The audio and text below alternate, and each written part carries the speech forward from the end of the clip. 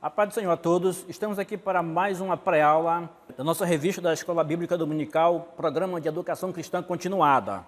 Como já sabemos, neste primeiro trimestre, estamos tratando sobre os livros de Jó, Provérbios, Eclesiastes e Cântico dos Cânticos. A nossa lição de hoje é a lição de número 9, é uma lição que vem falando sobre as experiências da vida. A gente, na verdade, vai iniciar o livro de Eclesiastes. O livro de Eclesiastes ele é extremamente importante na Bíblia, importante para o nosso dia a dia, importante para as questões da vida, e ele está muito ligado, se você parar para observar, muito ligado também ao livro de Jó, que a gente acabou de ver. Ele traz questionamentos tão parecidos e tão importantes, também relacionados lá no livro de Jó, se a gente for observar com mais clareza. O livro de Eclesiastes ele é um livro que tem o objetivo de tratar da fragilidade da vida longe de Deus, de dizer o quanto a vida longe de Deus não é fácil, ela é muito frágil, ela é muito delicada no sentido de ser facilmente rompida, digamos assim.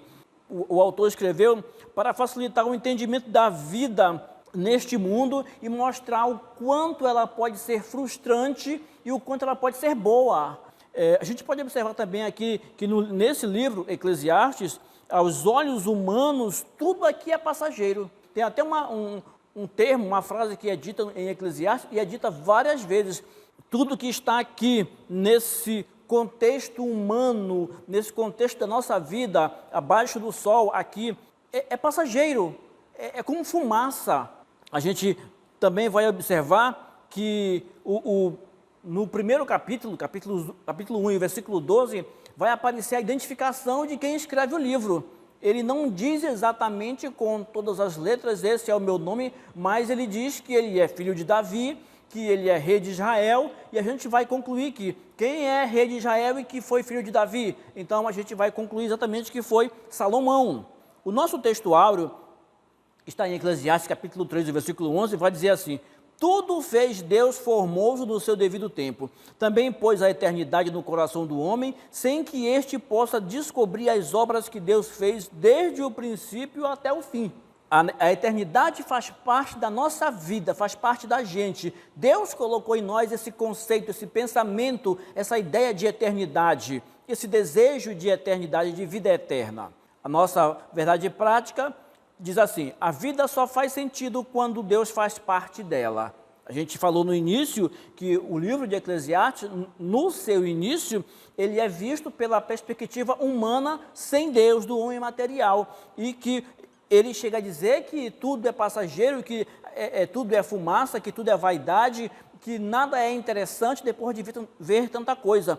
A verdade prática vem fechando dizendo que a vida só faz sentido quando Deus faz parte dela. A gente também tem os objetivos na lição. O primeiro é entender a vida como um trabalho árduo e sem sentido na concepção do autor de Eclesiastes. Era assim que ele via a vida depois de muito analisar. Segundo objetivo, compreender essas duas dimensões, tempo e eternidade. É importante ter esse pensamento, essa visão, essa compreensão para facilitar o entendimento do livro e da vida. E o terceiro objetivo, analisar as dualidades e conflitos, a dualidade e conflitos da vida segundo o pregador.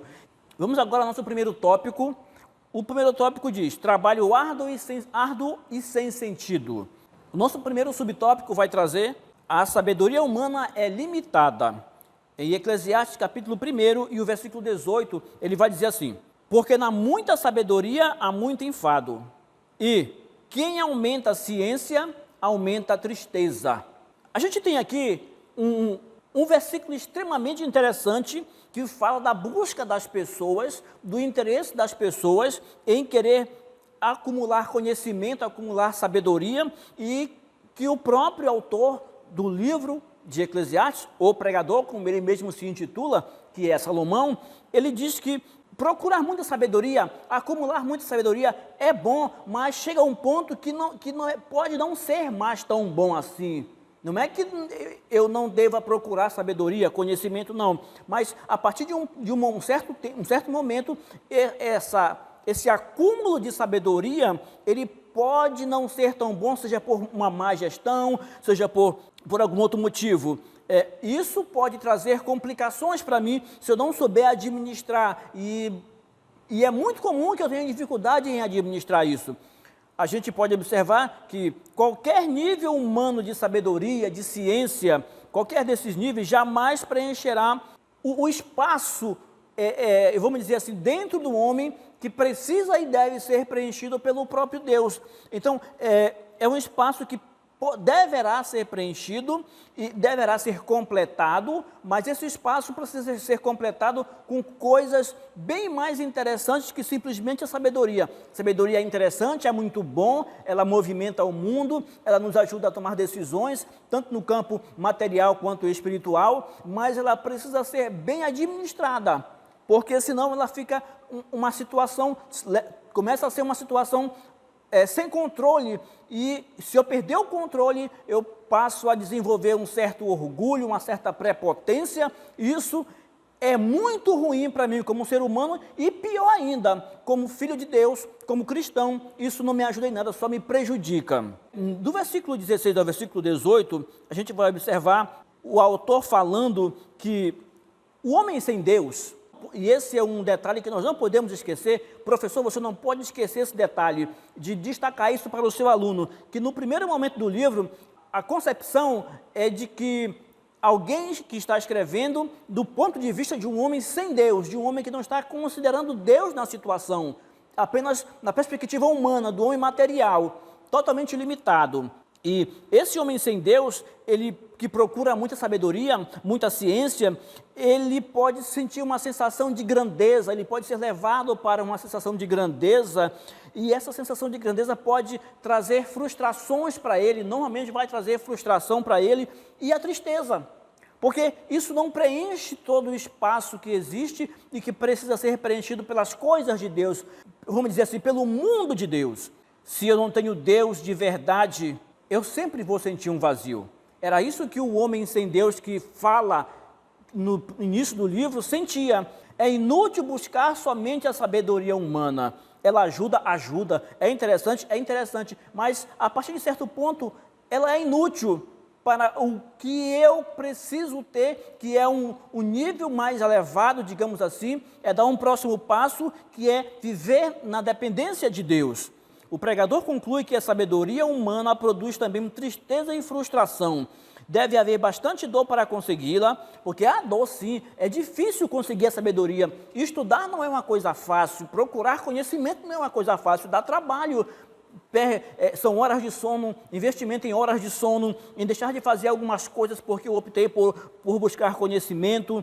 É abrir mão de algumas coisas, de muita coisa. Então isso traz uma certa dor, um certo desconforto para conseguir. E bastante cuidado para não esquecer, eu tenho que ficar mantendo, ativando aquilo ali, senão a minha memória vai jogando para um ponto mais, vamos dizer assim, uma gaveta que eu quase não uso, porque vai ficando sem uso, então eu preciso estar sempre aquecendo aquilo ali. Quanto mais nós conhecemos, mais percebemos que ainda há muito para conhecer. Disso se conclui claramente que o nosso trabalho é interminável.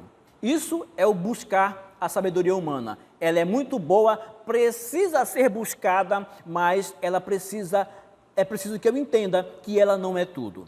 Nosso segundo subtópico vai tratar sobre o trabalho é frustrante. Eclesiastes capítulo 2, versículos 18 e 19. O versículo 18 principalmente diz assim: tanto aborreci todo o meu trabalho com que me afadiguei debaixo do sol, visto que o seu ganho eu havia de deixar quem viesse depois de mim. Olha a frustração do pregador, de Salomão. Salomão teve acesso a muita coisa, a bastante coisa, a um mundo de coisas. Ele foi, no tempo dele, a pessoa que era a grande referência no mundo. Então, ele conclui, depois de tanto pesquisar, de tanto observar, ele vai dizer: também aborreci o meu trabalho, com que me afadiguei debaixo do sol, visto que o seu ganho, ele diz, o que eu estou conseguindo, tudo que eu consegui, eu não vou poder usar tudo isso aqui, consumir tudo, eu vou deixar para alguém, e o que será que essa pessoa vai fazer com tudo que eu deixei? ele pode manter ou pode torrar tudo. Normalmente ele vai consumir tudo porque ele não sabe quanto custou. Então ele pensava nisso. Então a vida, o trabalho, isso tudo é vaidade, é tudo passageiro, não vale a pena. Essa é basicamente a ideia que ele tinha. Para a nossa realidade, é que se refere a esse termo, quando ele fala debaixo do sol, ele está falando aqui, da vida neste mundo, nesse contexto no qual estamos.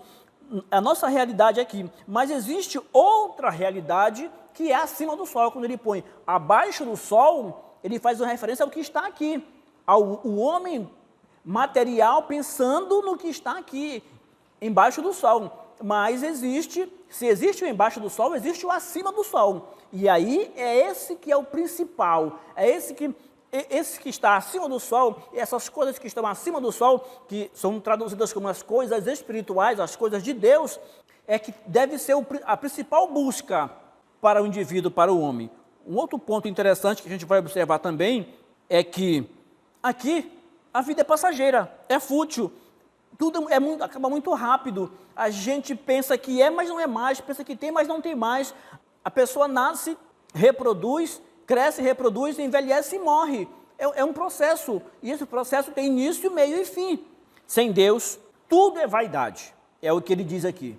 Tudo é vaidade. Ele está olhando o mundo do ponto de vista do homem sem Deus, do homem material. Sem Deus tudo é vaidade. O trabalho, o ódio pela vida, ele diz aqui, eu aborreci o meu trabalho, porque aqui debaixo do sol eu me afadiguei e isso me trouxe perturbações que eu não queria ter. Ou seja, não era tudo felicidade. Ele descobriu que não é tudo felicidade. Ele estava olhando em uma ótica humana. Isso você não pode esquecer, professor. É bom destacar isso para o aluno da escola dominical, porque o livro de Eclesiastes é um livro que dá um certo trabalho até para entender algumas coisas. Devemos agradecer a Deus diariamente pelas pequenas coisas. Leve o seu aluno a essa compreensão, a agradecer a Deus pelas pequenas coisas, pelo pouco, pelo mínimo, por ter tido uma noite tranquila, um bom sono, sem problemas, segurança de Deus, coisas que a gente julga como pequena, cotidiana, diária, mas que são importantíssimas. Quem consegue perceber o bom nessas coisas, ele tem mais dificuldade de aborrecer a vida, de aborrecer o trabalho, de viver uma vida de estresse, de insatisfação. Por quê? Porque ele começa a agradecer a Deus, ele tem a concepção de Deus no controle de tudo. E andemos no caminho passo a passo, porque a gente vai vivendo uma vida no passo a passo, dentro daquilo que é a nossa limitação. A gente não conhece o caminho todo. Quem conhece o caminho todo? Deus. Só Deus conhece o caminho inteiro. A gente não conhece o caminho todo. A gente só conhece o caminho que a gente caminha hoje. E a gente só vai conhecer o caminho de amanhã quando a gente caminhar o caminho de amanhã. A gente só vai conhecer o caminho de depois de amanhã quando a gente caminhar o caminho de depois de amanhã. Deus não. Deus conhece todo o caminho. Então, vivamos cada dia, o próprio dia. Isso não significa dizer que eu não projete para amanhã, para o futuro. Não, eu devo fazer isso, devo me planejar, projetar para o futuro, porque é uma questão de inteligência, de organizar, de pensar no amanhã, mas não ficar na tensão de controlar tudo. No nosso terceiro subtópico, diz, é correr atrás do vento.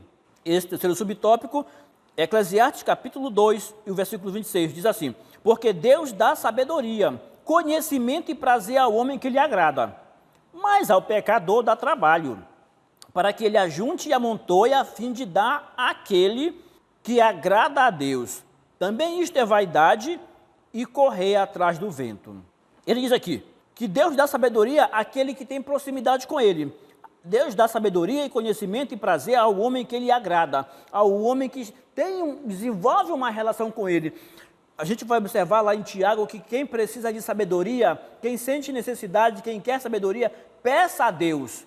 E ele vai conceder isso aí. A gente pode observar também que basta, e eu já falei ainda há pouco, a cada dia a sua dor, a sua luta. Outro detalhe interessante é que a gente precisa viver confiando e descansando em Deus. Se eu procurar viver uma vida na qual eu não confio em Deus e nem descanso em Deus, eu vou viver uma vida tensa, vou viver uma vida de desespero, uma vida que não me dá garantia de amanhã e não me dá a mínima segurança. Eu vou incorrer lá em Eclesiastes capítulo 2, versículo 18, eu vou me aborrecer do meu trabalho, vou me aborrecer com a vida, porque as coisas nem sempre vão acontecer do jeito que eu quero, e eu vou ter conclusões sobre os fatos que não vão me agradar, e para que eu tenha controle, um certo controle sobre isso, eu preciso estar confiando em Deus e, num segundo momento, depois de confiar, descansar nele. Descansando nele, eu posso fazer muitas coisas. Confiar em Deus e descansar nele, isso dificulta, isso é importante para que eu não me sinta frustrado. Destaque isso para o seu aluno, professor, a questão da frustração. Isso acontece com muita gente hoje, o fato de se frustrar com pequenas coisas, porque as coisas não deram certo do jeito que ele imaginava, aconteceram de outra forma. Se eu estiver na dependência do Senhor, essas coisas tenderão a não acontecer, essas coisas não deverão acontecer. E isso é importante ser destacado ao aluno, porque nós temos hoje muitas pessoas, muitos alunos, muita gente que vive uma vida tensa, uma vida frustrada. Por quê? Porque ele não para observar, para confiar em Deus, para descansar em Deus.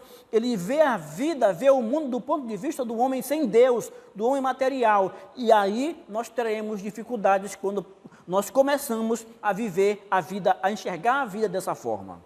É importante a gente observar mais uma coisa. Deus usa a nossa vida, as nossas batalhas, as nossas lutas, para que Ele atinja o propósito dele. Às vezes pensamos que o propósito que tem que ser atingido é o nosso, que tudo está se movimentando para que os nossos propósitos sejam atingidos, sejam alcançados, mas a mão poderosa de Deus está trabalhando para que nós sejamos o elemento executor dos propósitos de Deus. E quando temos essa compreensão que nós estamos disponíveis para Deus, para ser o elemento executor dos propósitos de Deus, a vida flui melhor, com mais tranquilidade. Começa a existir o que falei ainda há pouco, a confiança em Deus. E se eu confio, eu posso descansar. Eu só posso descansar em Deus se eu primeiro confiar. A partir do momento em que eu consigo confiar nele, aí eu posso descansar nele. O nosso segundo tópico vai tratar sobre o tempo e a eternidade. O primeiro subtópico diz assim: tudo tem o seu tempo. Eclesiastes capítulo 3, versículo 1. Tudo tem o seu tempo determinado, e há tempo para todo o propósito debaixo do sol. As coisas não acontecem simplesmente do jeito que a gente quer, no tempo que a gente quer. Nós até pensamos que as coisas acontecem do jeito que a gente quer e no tempo que a gente quer. Mas se eu vivo na dependência de Deus, confiando em Deus, na dependência dEle, descansando nele, eu vou ter a percepção, eu vou ter o entendimento que não. Que as coisas aconteceram no tempo que Deus queria, da forma que Ele queria. Ele me dirigiu para que as coisas acontecessem, para que eu fosse o elemento executor da vontade dEle. Deus nos deixa escolher, Deus nos deixa tomar decisão, mas nós precisamos entender que nós estamos abaixo dele, que eu preciso deixar ele influenciar nas minhas decisões, a ponto de que a minha vontade seja inferior à dele, a vontade dele seja a maioria, seja a maior parte, seja ele tenha, vamos dizer assim, a maior parte das ações nas minhas decisões. Na minha ação, no meu trabalho, ele deve ter a decisão maior, a influência maior. E eu decidi, ele me deixa decidir, e eu decidi de acordo com o querer dele, com a vontade dele, pedindo direcionamento para ele. Mas as decisões acabam sendo minhas. Ele me deixa decidir. É claro que a gente já falou lá no livro, o próprio livro de Eclesiastes fala de exceções. Provérbios fala muito de regra. E Eclesiastes fala também de exceções, seria o livro das exceções, digamos assim. A gente vai poder observar que Deus nos deixa decidir, mas nós não podemos esquecer de forma alguma que dependemos dele. Eu repito, nós não podemos esquecer que dependemos dele. Quando nós esquecemos que dependemos dele, que ele é maior que nós, que ele nos permite tudo que atingimos, tudo que chegar onde chegamos ou onde iremos chegar, quando nós esquecemos isso, nós estamos trabalhando com um ponto de vista simplesmente material, e aí eu ponto de vista daquele que se frustra, daquele que fica chateado, aquele que fica estressado, aquele que quer jogar tudo para o ar, quer chutar o balde, porque as coisas deram errado, perde o equilíbrio e não quer mais nada, ou quer fazer de qualquer jeito. Não, se eu estou acreditando, se eu estou tendo confiança em Deus, eu tenho todas as condições possíveis para descansar nele. E se eu descanso nele, eu tenho condição de deixar e dizer: Deus, influencia nas minhas decisões, a ponto de a tua influência ser muito maior que a minha. O Senhor domine a minha vontade, que a minha vontade seja submissa ao teu querer, a tua vontade seja maior que a minha. A gente quer que seja feita a nossa vontade, tanto na terra quanto no céu. Já parou para observar isso? A gente quer, nós queremos, eu quero que Deus faça a minha vontade aqui na terra, que seja do meu jeito. Mas eu também quero que Ele faça a minha vontade no céu, ou seja, que eu decida aqui do meu jeito e que Ele faça lá no céu aquilo que eu não posso fazer, que Ele decida lá também do meu jeito. Ou seja, que seja feita a minha vontade aqui na terra e seja feita a minha vontade também no céu. Mas não é assim que funciona. Por mais que eu trabalhe tanto, que eu faça tudo certinho, mesmo assim a coisa pode acontecer contra a minha vontade. A minha vontade tem que estar debaixo da vontade dele, abaixo, a dele acima. A minha vontade é aqui, embaixo do sol, a vontade dele embaixo do sol e acima do sol. Nós vamos observar em Tiago, capítulo 4, versículo 13 e 14, que ele diz uma coisa muito interessante. Ele diz assim, que quem controla o tempo das coisas é Deus. Deus tem o controle do tempo das coisas, é Deus que controla. A gente vai observar isso claramente em Tiago. Eu gosto muito de Tiago, que Tiago é muito direto. Ele fala as coisas de forma bem direta, muito clara. Sabe aquela linguagem acessível, que eu vejo como sendo a linguagem do meu dia a dia. Muito fácil de entender. A gente indo agora para o segundo subtópico, a gente tem aqui a eternidade do homem. Eclesiastes capítulo 3, versículo 11. Tudo Deus fez formoso no seu devido tempo. Também pôs a eternidade no coração do homem, sem que este possa descobrir as obras que Deus fez desde o princípio até o fim. O que Deus fez? Deus colocou um negócio no homem, quando Ele fez o homem, o quê? Uma sensação, um desejo pela eternidade. Eu costumo dizer que é um desejo de volta para Ele, de voltar para Ele. Viemos dEle e voltamos para Ele. Viemos como resultado do seu manipular, das suas mãos, e voltaremos para Ele. Soprou em nós o Espírito de vida e voltaremos para Ele. Ele tem uma coisa em nós que busca, vou usar um termo aqui, que busca desesperadamente pela vida eterna, por estar sempre vivo, que não quer morrer, que faz tudo para prolongar a vida, que procura todos os artifícios, os meios científicos, e não é errado procurar a ciência está aí para ser usada, mas a gente procura sempre tudo que é possível para esticar a vida, para que a gente tenha sempre a sensação de viver, e isso é eternidade. O homem quer viver para sempre, isso faz parte da natureza do homem, por isso nós resistimos à morte, de certo, o homem, o ser humano, vamos dizer assim, briga contra a morte, ele não quer morrer, ele quer viver. E eu faço uma pergunta para você, e você faz para o seu aluno também. A pergunta é: como você aproveita o tempo aqui, essa vida aqui, essa fumaça aqui, esse tempo passageiro aqui? Como é que você aproveita? O que você tem feito nos seus 30 anos de vida, nos seus 50, 70 anos ou mais que isso? O que você tem feito? Como você tem aproveitado? Como você tem aplicado isso? Essa pergunta é importante para o seu aluno, para levar ele a refletir sobre o que ele tem feito da vida. Nós estamos olhando Eclesiastes, no começo do livro, sobre o ponto de vista de alguém que vê com os olhos materiais, olhando e praticando, do ponto de vista material, como é que nós temos vivido, como temos aproveitado esse tempo aqui. E aí, isso puxa para outra situação, para outra pergunta: como você, crente, vê a morte? Como é que você enxerga a questão da morte? Como é que você avalia isso? Aqui o nosso subtópico fala sobre a eternidade do homem. Mas o homem não é eterno, o homem é mortal. E como é que você, crente, tem a sua concepção cristã fundada na Bíblia? Como é que você enxerga a questão da morte? Como é que você vê isso? Pergunte ao seu aluno. Você vai observar que terão algumas respostas divergentes uma das outras. Uns vão ver de uma forma, outros vão ver de outra forma. Você vai observar que uns vão dar conceitos muito ligados até a outras religiões, ou até conceitos ligados a outras seitas. E aí você vai poder perceber que aluno você tem na sua classe, o que o seu aluno tem escutado, tem visto, do que ele tem participado, do que ele tem lido. Isso é importante saber como é que está a classe, como é que está o aluno, o que ele pensa, para onde ele está caminhando. E você também, professor, qual é o seu pensamento sobre isso? Thomas Watson, ele fala o seguinte: para os piedosos, a eternidade é um dia no qual o sol nunca se põe. Esse é o ponto de vista do crente que tem certeza de salvação, o crente que vive na dependência de Deus, o crente que descansa em Deus. Para ele, a eternidade é um dia no qual o sol nunca se põe. É uma continuação da vida. O sol não vai se pôr para ele. Ele está aqui no sol, na luz, na claridade, vivendo a vida. Ele morreu. O que aconteceu? O sol não se pôs para ele. Ele continua vivendo a vida. Ele só passou de um local para outro. Continua vivendo a vida.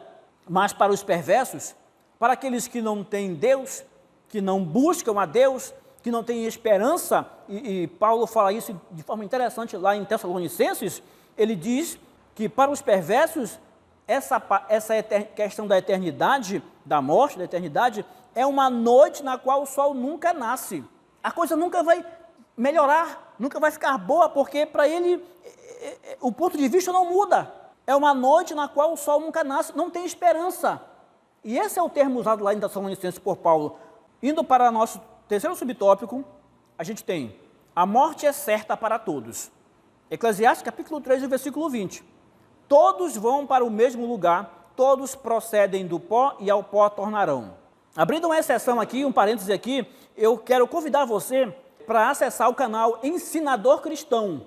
Então, tem lá algumas dinâmicas bem interessantes para isso, para mostrar sobre essa questão sobre a qual estamos falando. Também temos aqui na EBD Inovadora a irmã Kátia, que também coloca dinâmicas bem interessantes, que ajudam na compreensão deste conteúdo.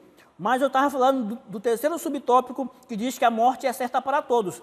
A gente tem aqui uma situação que as pessoas não gostam, que é a questão da morte.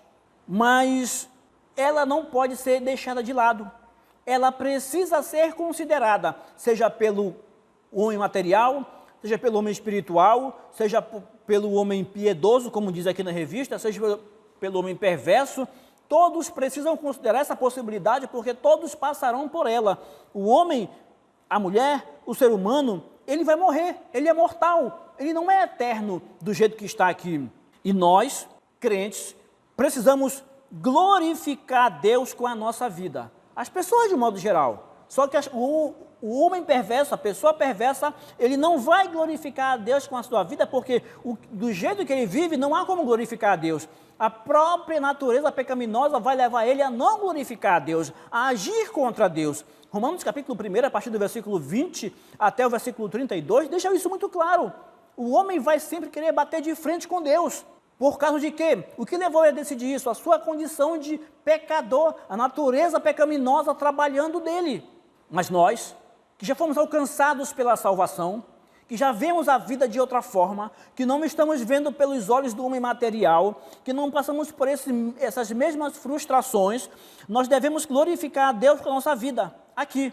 E aí eu fiz uma pergunta anteriormente, no tópico anterior, perguntando: como você aproveita o tempo aqui? Como você aproveita a sua passagem aqui? O que você faz aqui?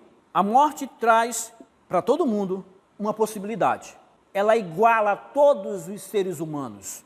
Sejam brancos, sejam negros, sejam amarelos, pobres, ricos. Ela vai igualar todos. Sejam eles arrogantes, sejam eles misericordiosos, seja quem for. Todo mundo vai ser igualado pela morte. Todo mundo vai ser consumido pela terra. De uma forma ou de outra, o seu corpo será desfeito. a morte coloca todos no mesmo patamar. Mas tem um detalhe, isso aqui, ela põe todos no mesmo patamar, põe o crente no mesmo patamar do descrente. Sim, põe o cristão, o piedoso, no mesmo patamar do perverso. Sim, por quê? Porque todos morrem e têm o seu corpo desfeito. Mas a situação não acaba aqui. A vida vai continuar. E nós vimos também no tópico anterior que para os piedosos a eternidade, a vida que vem depois, porque existe uma vida depois desta aqui, desse momento aqui, para os piedosos a eternidade é um dia no qual o sol nunca se põe. Mas para os perversos a eternidade é a noite na qual o sol nunca nasce. Ou seja, aqui somos todos igualados no mesmo patamar. Mas depois daqui, a vida continua. Não estaremos no mesmo patamar. Não estaremos no mesmo nível. Não estaremos no mesmo lugar. Não. Uns no lugar onde o sol nunca se põe. E outros em um lugar onde o sol nunca nasce. Fácil de entender. Indo para o nosso terceiro tópico, que é o tópico final de nossa lição, nós temos o primeiro subtópico dizendo, movida por inveja. Eclesiastes capítulo 4, versículo 4 diz, então vi que todo trabalho e toda destreza em obras provém da inveja do homem contra o seu próximo. Também isto é vaidade, é correr atrás do vento, é desnecessário, não vale a pena, é passageiro, é fútil, é como uma fumaça. Ele diz que eu vi, Salomão dizendo, eu vi que todo o trabalho e toda a destreza em obras, tudo que a gente faz, mesmo sendo com a melhor qualidade, provém da inveja do homem contra o seu próximo, de querer fazer melhor que o outro, da competição, e às vezes uma competição perigosa, não sadia.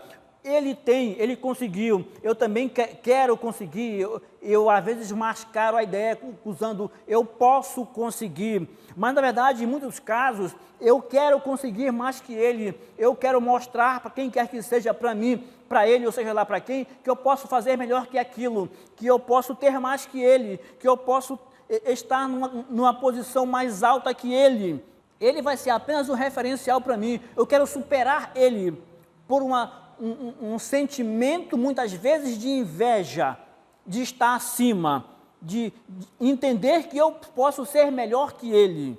E aí ele diz aqui, tudo isso é passageiro, não vale a pena. A gente pode observar aqui que eu acalmar o meu espírito, acalmar minha alma, para não ser corrompido pela inveja dos outros e a inveja aos outros. Eu preciso ter um controle. O homem sem Deus não tem muita preocupação com isso. Ele pode até fazer por questões filosóficas ou outras questões. Mas o homem espiritual, a mulher espiritual, alguém que tem na sua vida a ideia de piedade, de ser piedoso, de ser cristão autêntico, ele vai procurar alguém que exerce a sabedoria em sua vida.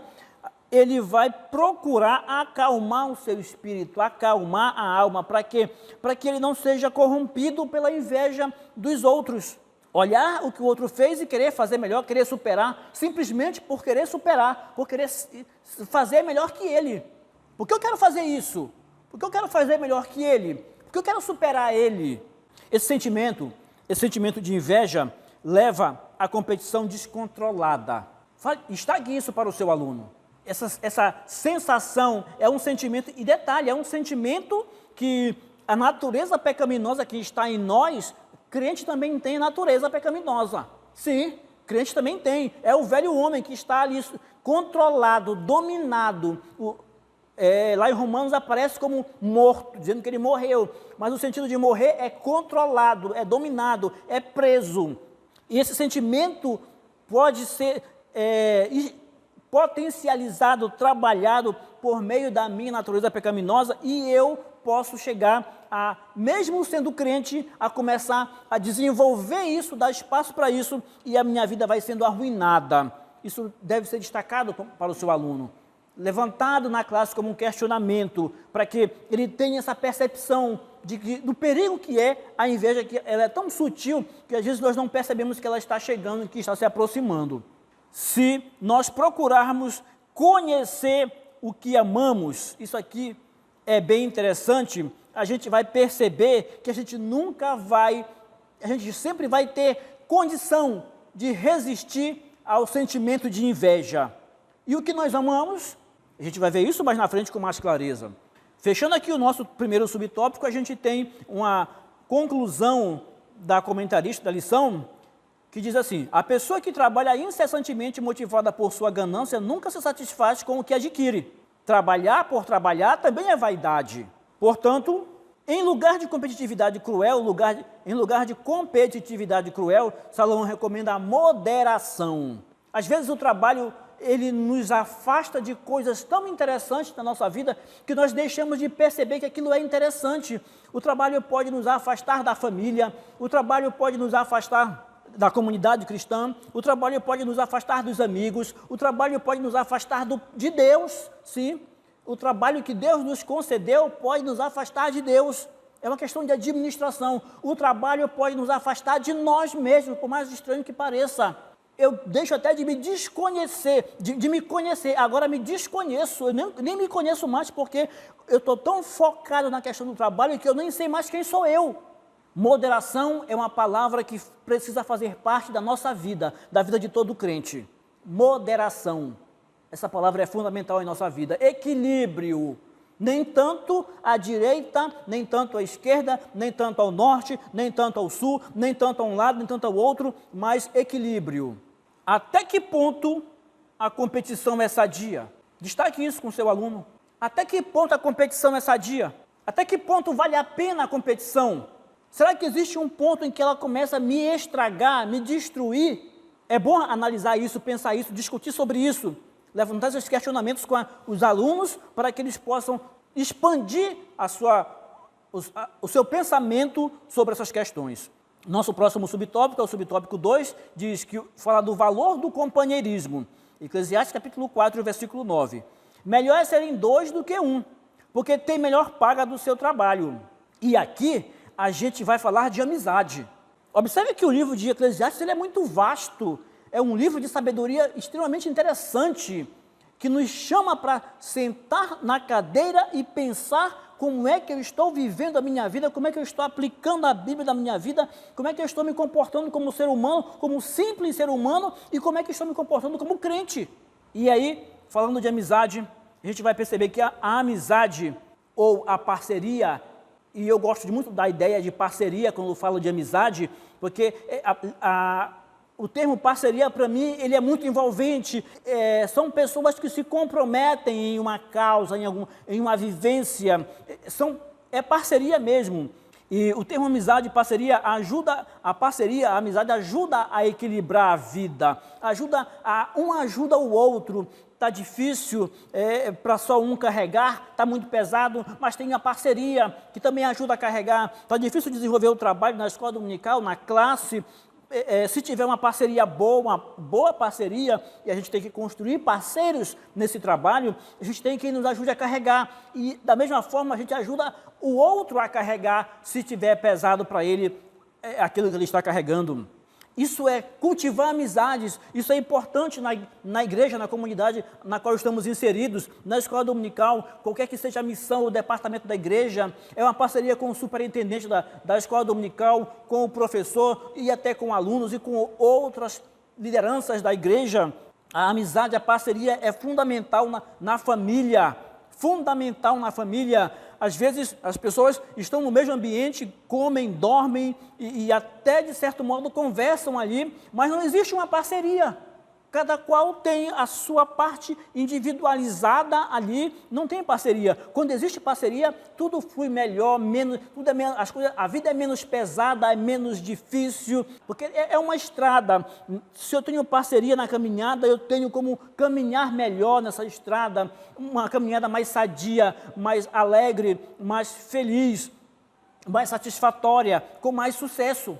Mas se eu não tenho parceria, eu vou caminhar só. E às vezes caminhar só caminhar só costuma ser muito pesado, porque não tem quem me ajude no momento difícil. O valor do companheirismo é destacado aqui, em Eclesiastes capítulo 4, versículo 9. Mas uma outra questão também que eu quero levantar aqui nós conhecemos o que nós amamos? Quando a gente procura conhecer o que a gente ama, nós queremos muito conhecer mais. A gente ama alguma coisa, ama alguém, ama um trabalho, a gente quer conhecer mais sobre aquilo, quer ir mais fundo sobre aquilo, a gente quer mais envolvimento, porque a gente quer conhecer, a gente gosta de conhecer, de se envolver naquilo ali, porque a gente ama.